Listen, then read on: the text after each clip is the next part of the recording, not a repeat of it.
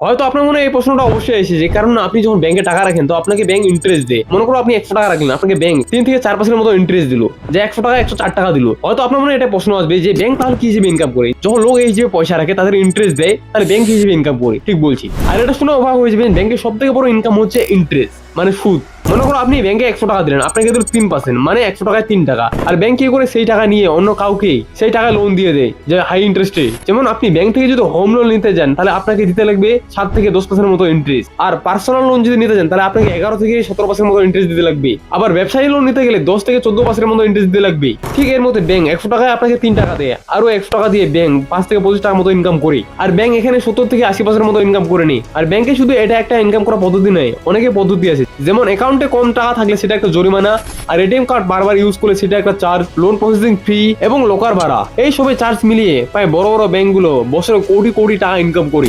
সাধারণত এইসব মিলিয়ে ব্যাংক অনেক ইনকাম করে। এমনিতে ব্যাংকের অনেক রাস্তা আছে, যা বলতে গেলে অনেক ভিডিও বড় হয়ে যাবে। তো আপনি কি এইসব আগে জানতেন? আগে জানলে কমেন্ট করে বলে দিও।